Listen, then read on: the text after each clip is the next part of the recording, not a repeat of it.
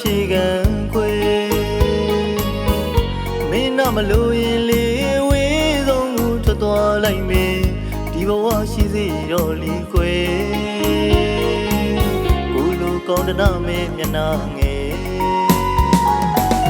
ညာနေတာမှန်လေသိပါလေအရာရာကိုရှုံးပေးလိုက်ပြီခွေကိုမတန်ရာတွေမင်းမငယ်ညာပြတ်သွားရက်တဲ့တို့နှုတ်ချကအရှိတွေဝေဆိုတဲ့တားနဲ့ဖြက်လေး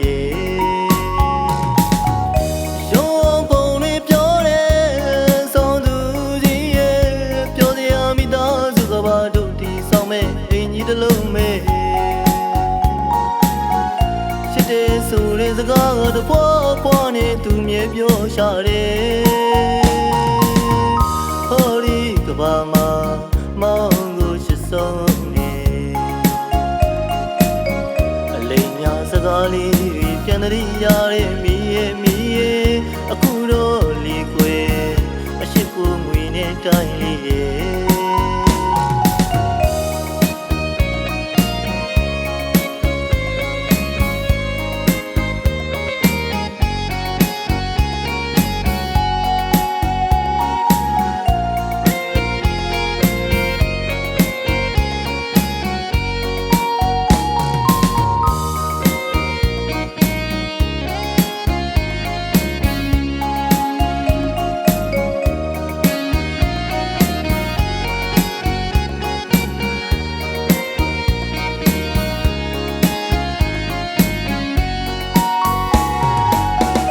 ဆိုင်တော့မှန်းလေသိပါလေ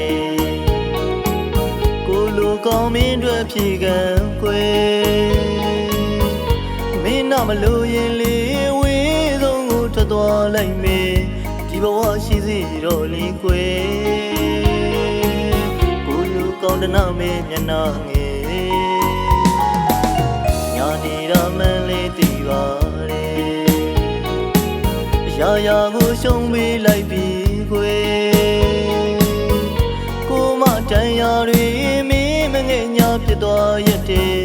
တို့နှုတ်ချကအရှိတွေရဲ့ဝေဆိုတဲ့တားနဲ့ဖြက်လေး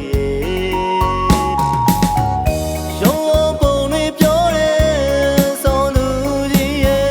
ပြောစရာမိသားစုကဘာတို့တီဆောင်မဲ့အင်ကြီးတစ်လုံးမဲ့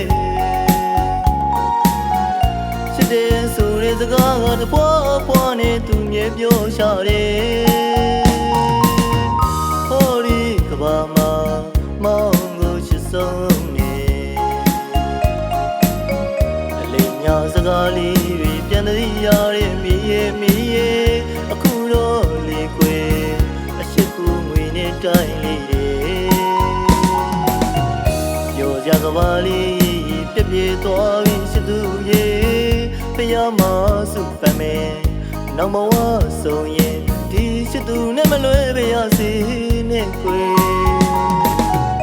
ပြောကြကပါလိပြပြသွားပြီးရှိသူရဲ့ဖျားမစုပန်မယ်နောက်ဘဝ